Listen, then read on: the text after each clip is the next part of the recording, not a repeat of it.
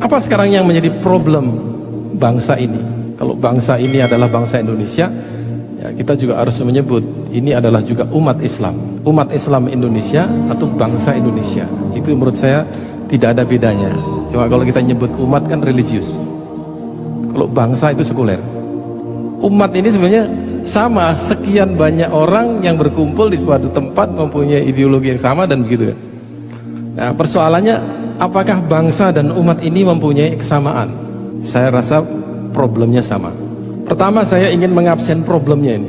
Pertama adalah problem ekonomi bangsa yang juga menjadi problem ekonomi umat.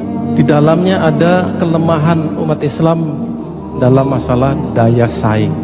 Ekonomi kita ini ternyata yang tidak sebesar negara yang kita duduki ini. Baru-baru ini saya diundang oleh Bank Indonesia ceramah mengenai wakaf. Pidato Gubernur BI menyatakan bahwa pada tahun ini dan 5-10 tahun yang akan datang, pusat makanan halal itu adalah Thailand dan Jepang. Padahal itu negara yang tidak makan makanan halal. Mestinya yang berhak memproduksi makanan halal adalah Indonesia, karena dia mengkonsumsi dan memproduksi. Tapi orang Indonesia sendiri tidak mempunyai kekuatan untuk memproduksi itu, kekuatan untuk memasarkan itu, dan kekuatan manajemen yang bisa survive melawan persaingan global. Problem di mana letaknya ini? Yang kedua, adanya hegemoni modal-modal asing. Seakan-akan orang Islam Indonesia ini tidak punya duit, hidupnya sederhana. Sederhana tidak berarti miskin, tetapi benar-benar miskin. Ternyata memang kita digelontorkan modal asing, kita tidak mampu bersaing. Carrefour di mana-mana, hipermarket di mana-mana, minimarket sekarang sudah masuk ke kampung-kampung. Tidak ada umat Islam yang tergerak untuk menyaingi itu secara masif. Itu yang saya dengar ya. Market-market yang tersebar di seluruh Indonesia itu pelanggannya adalah 80 juta adalah orang Islam. Jadi potensi ini adalah potensi umat Islam yang diberikan kepada orang lain. Yang lain lagi adalah masalah perilaku bangsa ini yang sangat konsumtif. Dia tidak memproduksi sesuatu, dia mengkonsumsi sesuatu dan menikmati sebagai konsumen barang-barang yang diproduksi oleh asing. Ini saya lagi berpikir gimana cara menggantikan produk-produk asing itu. Belum lagi sekarang ini konglomerasi yang mempunyai kekuatan menguasai sekian persen tanah Indonesia. Itu problem yang harus diselesaikan oleh penguasa. Problem yang kedua adalah masalah budaya, sosial budaya. Ini pengangguran, kemiskinan, ketidakadilan sosial, kesenjangan sosial, narkoba juga menjadi masalah yang tidak kecil, kasus sara, suku, agama, ras, ini semuanya menyatu menjadi sebuah perilaku sosial yang dulu oleh Pak Din Samsudin disebut sebagai bangsa yang sakit. Bangsa ini bangsa yang sakit. Di dalamnya ada kekerasan-kekerasan yang sama sekali tidak terbayangkan. Seorang remaja bisa membunuh kawannya sendiri, seorang suami bisa menembak istrinya sendiri, seorang istri bisa membunuh suaminya dan memutilasi dan seterusnya. Ini bangsa apa ini? Terjadi dalam tempo sebulan 2 bulan. Saya 2 tahun di Inggris tidak pernah mendengar ada peristiwa mutilasi. Itu negara-negara yang tidak beragama. Di Indonesia ini mayoritas berpenduduk Islam, tetapi kejahatannya lebih dari setan. Makanya Ustadz Abdul Rahman pernah mengatakan di Indonesia ini setan sudah pada istirahat, karena banyak orang Indonesia sudah mewakili setan-setan itu. Perbuatannya lebih buruk daripada setan. Ketiga adalah problem moral. Berkaitan dengan problem sosial adalah problem korupsi. Dan ini saya perincikan terbanyak dalam seluruh problem yang dikemukakan para tokoh di media massa. Moral ini korupsi masuk, kemudian suap dalam masalah bisnis dan suap terhadap para hakim yang menentukan masalah. Ada lagi kemunafikan atau kebohongan publik. Kebohongan ini bisa dilakukan oleh tokoh politik, bisa dilakukan oleh pejabat pemerintah, dan bisa juga dilakukan oleh rakyat.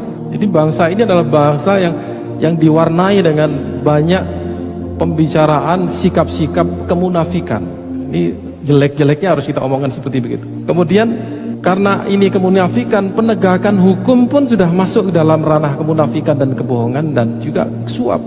Bagaimana seorang hakim yang dididik untuk menjadi jujur mengadili sebuah masalah, dia sendiri masuk ke dalam proses suap menyuap. Ini sudah tidak ada lagi tempat bagi bangsa ini untuk menyelesaikan masalahnya melalui jalur hukum. Jadi kalau orang mengatakan selesaikan menurut jalur hukum, itu bahasa lainnya adalah Anda harus kompromi, tapi harus dengan duit. Ini adalah apa yang terjadi. Maka banyak kasus yang kemudian dianalisis ini nanti akan seperti apa putusannya, orang sudah bisa mengetahui. Yang membackup ini siapa, orang sudah bisa memahami. Kemudian dekadensi moral di generasi muda, seks bebas ya. Ini ditutupnya Alexis ini mengembirakan kita, tapi yang lebih tapi menjadi sedih ketika ada fakta yang menyatakan masih ada ratusan Alexis di Jakarta. Ratusan Alexis. Anda bisa bayangkan betapa bejatnya ya, negara ini di tengah-tengah penduduk yang mayoritas beragama Islam. Kemudian ya sekarang yang namanya pelanggaran hak cipta itu sudah biasa bagi bangsa Indonesia. Yang menarik lagi adalah anak-anak mudanya yang hobi tawuran. Ini lebih sakit lagi dan menyakitkan ketika dia melakukan sebuah perbuatan dosa besar dan dia tidak merasa bersalah. Dan yang terakhir adalah LGBT yang di Indonesia ini sebenarnya tidak pernah ada gerakan awalnya, gerakan yang tiba-tiba. Ternyata ini adalah gerakan yang mempunyai backup dana dari asing. Itu yang dikatakan oleh Pak Mahfud, dan Pak Mahfud berasal dari informasi dari Pak JK. Ada sekian miliar dana untuk mensukseskan LGBT supaya bisa masuk ke Indonesia. Dan ini adalah satu PR bagi semua saja. Bagi yang tidak peduli dengan persoalan ini, dia seharusnya juga tidak perlu peduli terhadap kerusakan masa depan anak-anaknya. Yang keempat adalah problem sumber daya manusia atau SDM bangsa. SDM dengan pendidikan ini sangat dekat sekali. Kita ini bangsa yang besar, tetapi jumlah manusia-manusia yang berkualitas di negeri ini sangat kecil. Kemudian kualitas pendidikan kita ini adalah kualitas yang tidak bisa bersaing dengan luar negeri, baik menengahnya ataupun tingkat perguruan tingginya. Kemudian ini yang masalah. Generasi pertama Republik ini adalah generasi yang menjadi pejuang yang luar biasa.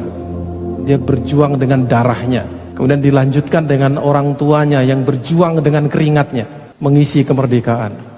Oh, anak mudanya berjuang dengan androidnya. Sekarang ini kalau dalam siklusnya Ibnu Khaldun, bangsa ini sudah pada tahap generasi ketiga. Generasi pertama adalah generasi yang mendobrak, generasi kedua adalah generasi yang membangun, generasi ketiga adalah generasi yang merusak. Ini terjadi tidak hanya di Indonesia, ternyata di negara-negara barat. Ketika masyarakat sudah menikmati kemajuan teknologi, kemajuan sosial budaya dan lain sebagainya, dan mereka adalah anak-anak yang dilahirkan oleh orang tua yang sukses, dia tidak perlu lagi bersusah payah. Dia menikmati kehidupan itu, dan ketika menikmati kehidupan itu dia tidak sedikit pun bercita-cita untuk berprestasi. Ini generasi android. Cirinya ingin hidup enak, tidak mau bekerja keras, tidak mau didisiplin, tidak mau dimarahi. Ini jadi disiplin yang keras bagi dia no way. Generasi inilah sebenarnya yang akan menjadi penanggung jawab bangsa ini di masa yang akan datang. Bagaimana ini bisa diselesaikan dengan generasi yang lebih bagus lagi. Yang kelima adalah problem sumber daya alam bangsa ini. Saya pernah membandingkan kekayaan alam Indonesia dengan negara-negara lain. Ternyata kita ini luar biasa. Sudah besar negaranya, kaya ya, sumber daya alamnya. Saya mendengar cerita seorang peneliti dari Rusia. Ternyata di Papua itu yang seperti Freeport itu ada 3 lagi. Kalau dieksploitasi dia akan menghasilkan emas yang berton-ton. Dan saya mendengar info lagi, hasil dari Freeport itu sekarang ya, kalau dihitung sejak awal sampai sekarang ini sudah bisa membeli kota New York. Begitu besarnya produk yang diambil dari SDA Republik Indonesia. Sumber daya alam ini dikelola oleh asing karena kita tidak ada SDM-nya. Yang mengerti ilmu mining, tambang ya, itu Tidak banyak. Kalaupun cukup ilmunya, tidak ada modal untuk mengeksploitasi sumber daya alam itu. Terpaksa modal dari luar masuk dan dia meminta persentase yang lebih tinggi. Yang celakanya lagi ya, bahwa negosiasi eksploitasi dengan asing ini, kita berada secara bargaining position berada di bawah.